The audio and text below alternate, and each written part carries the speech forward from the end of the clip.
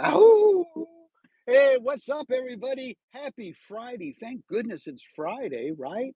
You know what? It dawned on me just a few moments ago, so I thought, let me go live now. It's 8:25 in the morning on the live stream. I don't know where you're at on the rewind. Type it in the comments. I'd love to see it. But a couple of things I wanted to share with you as I drive here in the 757 to Norfolk International Airport. Yes, International Airport. But I wanted to share with you something. I woke up an hour earlier this morning because Uber said, hey, we got a special promo. If you want to get out here early at 6 a.m., well, one ride paid an extra $6. And I used my intelligence and stayed in a really combined little area. I got 4 rides out from 6 to 7, all because I got up an extra hour earlier to start my day.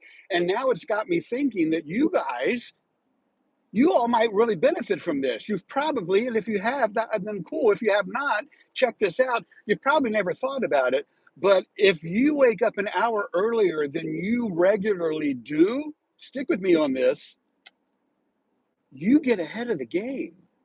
You really get ahead of everybody else, especially your peers. If you're going to work, say you got to be to work at 9 o'clock, right?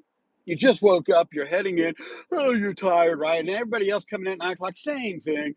Oh, we're all tired, we're coming in at 9. But you got up an extra hour earlier this morning, right? And guess who's not yawning when they go to work?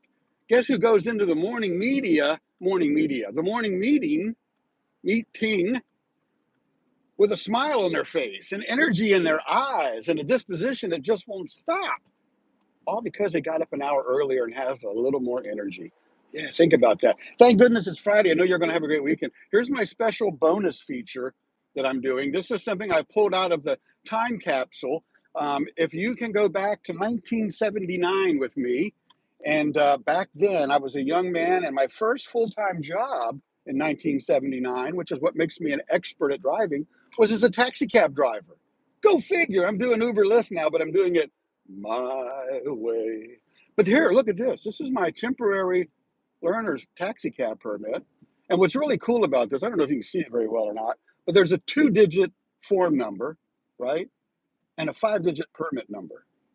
Yeah, that's me back in 1979, first full-time job.